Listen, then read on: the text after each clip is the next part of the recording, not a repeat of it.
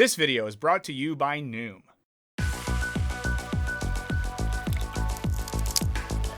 Hey Wisecrack, Michael here to talk about the one Star Wars that almost everyone can agree is actually pretty good, The Mandalorian. It's no secret that the show wears its Western influences on its dusty Beskar sleeve. But is gunslinging all there is to it, or do the show's influences raise some really cool questions about our faraway galaxy and its fixation on the past? Let the past die. Kill it, if you have to. Let's find out in this Wisecrack edition on The Mandalorian, and spoilers ahead for the show and the Star Wars films. And before we get into it, I want to give a shout out to this week's sponsor, Noom. Noom is a health and wellness program that uses science and psychology to teach people how to live healthier lives. Noom helps you learn how your mind works so you can develop lasting habits. Other programs focus on quick fixes, fad diets, and neglect to teach people about healthy habits. With Noom, you can focus on non-scale goals and take daily lessons to learn about why certain foods are healthier than others, how to break your thought distortions, and how to motivate yourself on the day-to-day. When you join Noom, you will be set up with a personal goal specialist who is trained in psychology, fitness, and nutrition. If you dig the community aspect, you can even take part in your own group chat with other Noom users. Check out Noom today by clicking the link in the description. Take the quick and easy online evaluation to create your custom plan. Now, back to the show. Taking place 5 years after the events of Return of the Jedi and the fall of the Empire, The Mandalorian gives us a look at the immediate aftermath of the rebellion. Rather than following Luke and his friends, though, it focuses on our titular hero, a bounty hunter of the famed Mandalorian warrior culture. After stumbling onto the internet's favorite Force-sensitive little embryo gourmand, the critter formerly known as Baby Yoda, Mando finds himself scouring the galaxy in search of a safe haven for his ward. This is Tython. That's where we're gonna try and find you a Jedi. Westerns, along with samurai movies, have always been an integral part of the Star Wars DNA. And in the original trilogy, this largely involved taking inspiration from what we call classic Westerns, which were all the rage in the first half of the 20th century, making stars out of folks like the Johns, Ford and Wayne. These cowboy stories were a vital form of American myth-making, creating an idyllic vision of frontier life in which strong, silent men thrived, laying the foundations for a nation built on rugged individualism and readily available firearms. Through this lens, the wide-open spaces of the West spoke of freedom and adventure, full of possibilities for anyone bold enough to pursue them. Early on, when we see Luke Skywalker gazing out across the horizon under the orange glow of Tatooine's twin suns, Star Wars is evoking these exact same feelings. The classic Westerns mostly traded in a fairly simple worldview, dividing its cast into white hats and black hats for a clear-cut battle between good and evil. The original trilogy was a similarly color-coded story of the light and dark side. But The Mandalorian doesn't quite pull as much from classic Westerns as from what came next, the revisionist Westerns. By the 1960s, thanks to a Supreme Court ruling and the subsequent destruction of the production code, Hollywood was allowed to operate with far more freedom than they ever had before. Now they were free to take a harsher, more cynical look at the world around them and how it came about, tapping directly into the era's growing disillusionment with how America was operating both at home and abroad. The effects of this were perhaps felt most emphatically in Westerns. After decades of poetic odes to America's heroic history, suddenly films like The Wild Bunch, McCabe and Miss Miller, and El Topo were telling a whole different story about the Old West. One where life was hard, death was cheap, and good intentions mattered less than money and manpower. Their frontier wasn't a land of opportunity, but just another place where common people were crushed by cattle barons and moneyed interest. The Mandalorian does to Star Wars what revisionist Westerns did to classic Westerns. Like Westerns in general, it takes place in the aftermath of a brutal civil war. And like revisionist Westerns specifically, it uses the setting to subvert the clear lines between good and evil that Star Wars is known for. If you let us go about our job, you can walk away with your life. No, we won't. It's set mostly in the Outer Rim, which is very much the Wild West of the Star Wars universe. It's a setting still fresh with wounds from an all-consuming conflict. While the Empire has been defeated, the Rebellion has been unable to re-establish the Republic and a sense of order. Its vision of space, like the revisionist West, is that of an inhospitable expanse where only the most ruthless can survive. Wherever Mando goes, he finds towns and villages under siege either by bandits, pirates, or the fractured remains of the Imperial Army. Taking a particularly cynical outlook, his frenemy Mayfeld even suggests that the planets where the Republic has taken hold haven't fared any better than they did when the Empire was in charge. Empire, New Republic. It's all the same to these people. Invaders on their land is all we are. I'm just saying, somewhere, someone in this galaxy is ruling, and others are being ruled. By situating itself down amongst the regular people and rank-and-file soldiers, rather than the galaxy's mythic warriors and supervillains, The Mandalorian gives us an entirely new perspective on the Star Wars universe. The war can no longer be seen as a clear-cut victory where a couple of proton torpedoes were fired, the good guys won, Ewoks danced, and everybody lived happily ever after. Well, until episodes 7 through 9, but again, some genetically destined people did the right thing and kissed a little, and now we can live happily ever after. In The Mandalorian, by contrast, we see the full scale of the destruction that war inflicted and the scars it left behind. We see the ripples caused by the destruction of an entire planet, the trauma left in its wake. You want to know what else I saw? I saw your planet destroyed. And even slip inside the Empire itself to see how the war affected the average people on the wrong side of history. Did he just say that Gideon killed his own men? Oh, who knows? These guys like to lay down the law when they first arrive in a town, you know. You know how it is. Mayfeld hides his trauma behind cynicism and a reassuring both sides approach. Other Empire loyalists seem to double down on their support for its brutal regime. I was on the Death Star. Which one? You think you're funny?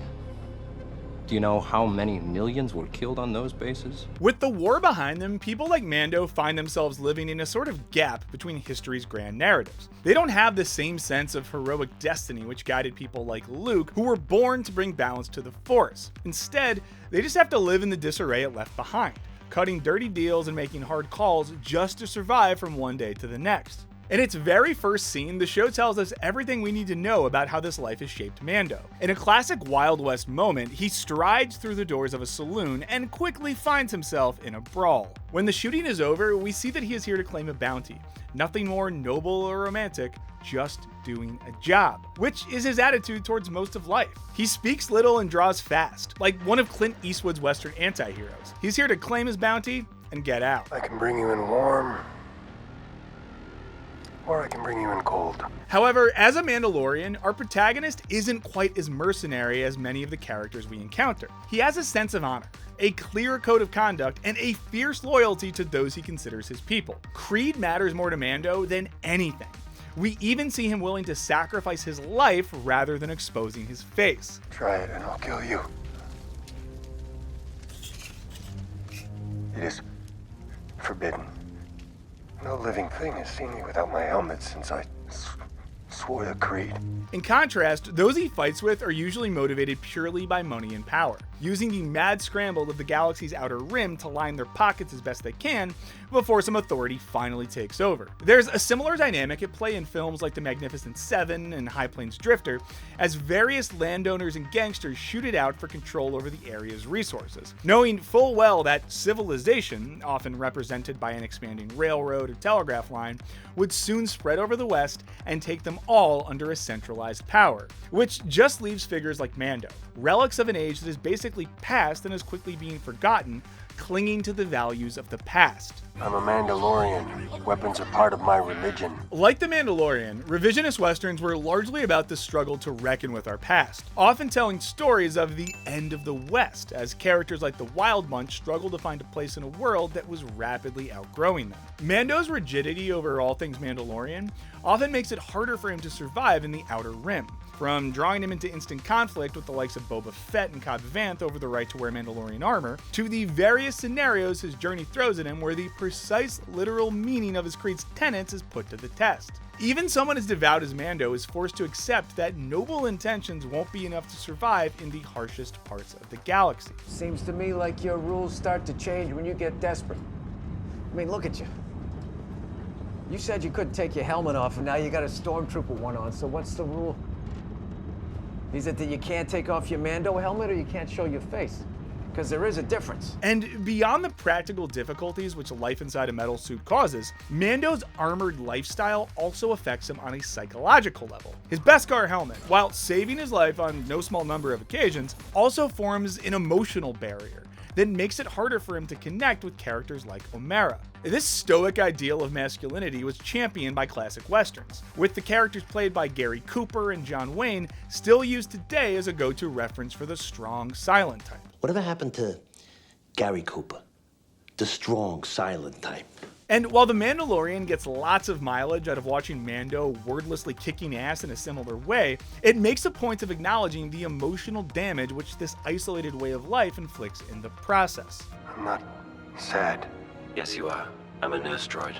I've analyzed your voice. For example, after encountering a group of Mandalorians who happily take their helmets off, Mando is confronted with the idea that he's been lied to about his cultural traditions. While he believes himself to be the latest in a long line of proud warriors, the others inform him that his group broke away from the rest of Mandalore because of their extreme views. Children of the Watch are a cult of religious zealots that broke away from Mandalorian society. Their goal was to reestablish the ancient way. The subject is never explicitly brought up again, but for the rest of the series, we see Mando silently reevaluating his own past, trying to figure out who he is. And he is far from the only character who struggles to reckon with their new place in history. The war still casts a large shadow over them, just as it does in many revisionist westerns, binding them to the violence in their past. The series' primary villains, from the Client to Moff Gideon, are convinced that they can bring the Empire back and reclaim control of the galaxy. Bo-Katan is equally certain that Mandalore can still be saved and returned to its former state of glory. Like Mando, they remain fixated on a way of life which no longer exists. Cara Dune and Ahsoka, on the other hand, have outright rejected their past. How'd you end up here? Let's just call it an early retirement. Abandoning the Rebel Army and the Jedi Council, respectively. While they once bought into the idea that they were part of a noble battle against evil, experience has taught them that the galaxy is far more complicated than that. But this leaves them as mercenaries and wanderers, in search of a truer calling to replace the one they had. Which puts them all on essentially the same quest as Mando. Searching both for his own people and for Grogu's, he is trying to forge a new link with the past, to reclaim some of the sense of purpose and meaning which it bestowed. If he reaches out through the Force, there's a chance a Jedi may sense his presence and come searching for him. And again, there aren't many Jedi left. Even while Mando tries to reconnect with his past, the show offers us a means to see how letting parts of the past go can lead us towards a better future. Fittingly, the show explicitly acknowledges this through one of its most thoroughly Old West characters, Kuiil, an old rancher who bought his way out of slavery to set himself up as far away as possible from the Empire's claws. He embodies the romantic ideal of the frontier as a place of true freedom. A man of many skills and few words, Kuiil is a classic cowboy figure, driven by an unshakable moral code and full of plain-spoken wisdom. Those that live here come to seek peace. There will be no peace until they're gone. But while he is as much a relic of a bygone time as Mando or anyone else, he accepts that the only way forward is to let go of everything that came before. None will be free until the old ways are gone. For Cara Dune, this means moving past her disillusionment with the rebellion and reinserting herself into an imperfect system to do some good. She becomes a marshal for the New Republic, aping the heroic lawmen of many classic westerns. I think something could be arranged. Isn't that right, Marshal? I'm sure we can work something out. She even gets a badge.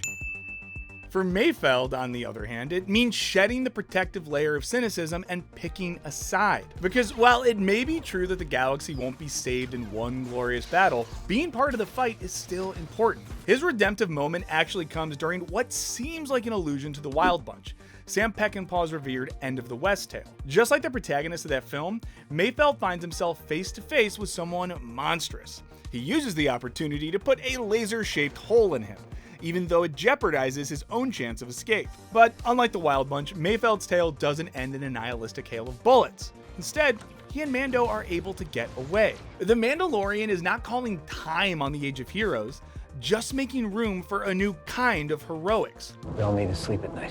Mayfeld is able to find some degree of redemption by realizing that even if their Wild Westish world forces them all to make continual compromises, they still get to decide where they draw the line, what they stand for and what they stand against. Everybody's got their lines they don't cross until things get messy.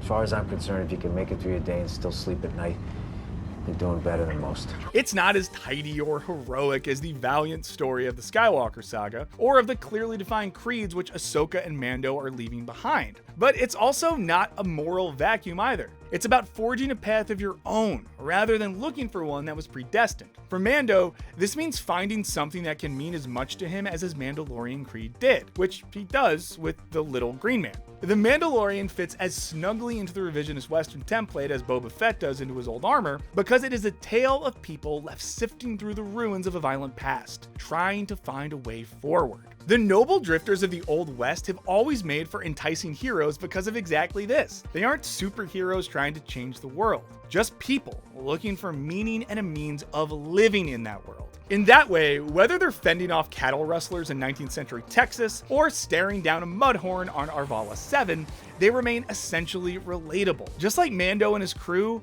we're all just trying to find a path that works. I'm a simple man making his way through the galaxy. So what do you think, Wisecrack? Is The Mandalorian a lesson in cowboy metaphysics, or just a lot of gunsmoke and mirrors? Let us know what you think in the comments. Thanks as always to our patrons for all your support. Be sure to hit that subscribe button like you're closing the door on a gang of dark troopers, and ring that bell like you're getting more soup for your 50-year-old green baby. And before you go, don't forget to take Noom's evaluation quiz linked in the description. As always, thanks for watching.